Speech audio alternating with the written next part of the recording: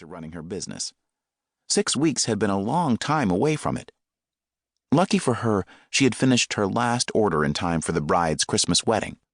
But she couldn't help wondering how many new orders she might have missed out on while on jury duty. The bailiff entered and said, "The judge has called the court back in session for the reading of the verdict. We're ready to escort you there." Like everyone else in the room, Margo stood. She was ready for the verdict to be read. It was only after this that she could get her life back. "Foreman, has the jury reached a verdict?" the judge asked. "Yes, we have, Your Honor." The courtroom was quiet as the verdict was read. "We, the jury, find Murphy Erickson guilty of murder." Suddenly Erickson bowled over and laughed. He actually laughed. And it was the kind of laugh that made the hairs on the necks of everyone in attendance stand up.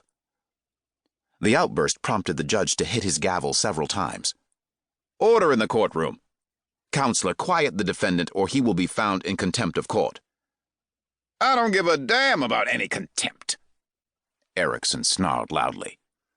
"You," he said, pointing a finger at the judge, "along with everyone else in this courtroom, you have just signed your own death warrant. As long as I remain locked up, someone in here will die every 72 hours. Erickson threatened at the top of his voice, while looking around at the members of the jury, the prosecutors, the clerk reporter, the defense attorneys, media, and all others in the courtroom. It was as if his gaze didn't miss a single individual. Pandemonium broke out. The judge continued to pound his gavel, trying to restore order. Police officers rushed forward to subdue Erickson and haul him away. But even then, the sound of his threats could still be heard. Margo glanced around and saw everyone was just as stunned as she. She breathed in deeply, trying to control her racing heart. The judge finally established order in the courtroom and began thanking the members of the jury for their public service. His words were lost on Margo. Erickson's threats were echoing too loudly in her ears. Chapter 1.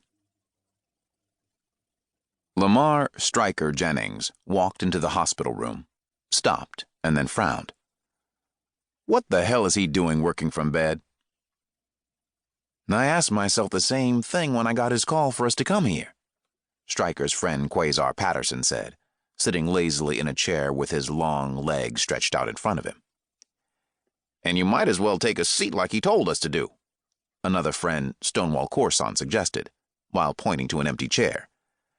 Evidently, it will take more than a bullet to slow down Roland. Roland Summers, CEO of Summers Security Firm, lay in the hospital bed, staring at them. Had it been just last week that the man had been fighting for his life after foiling an attempted carjacking? You still look like shit, Roland. Shouldn't you be trying to get some rest instead of calling a meeting? Stryker asked, sliding his tall frame into the chair. He didn't like seeing Roland this way. They'd been friends a long time, and he couldn't ever recall the man being sick, not even with a cold. Well, at least he was alive. That damn bullet could have taken him out, and Stryker didn't want to think about that. You guys have been keeping up with the news, Roland asked in a strained voice, interrupting Stryker's thoughts. We're aware of what's going on, if that's what you want to know, Stonewall answered. Nobody took Murphy Erickson's threat seriously. Roland made an attempt to nod his head. And now? And now people are panicking. Phones at the office have been ringing off the hook. I'm sure every protective security service in town is booked solid. Everyone in the courtroom that day is either in hiding or seeking protection, and with good reason, Quasar piped in to say. The judge, clerk reporter, and bailiff are all dead. All three were gunned down within 72 hours of each other. The FBI is working closely with local law enforcement, and they figure it's the work of the same assassin, Stryker added. I heard they anticipate he'll go after someone on the jury next.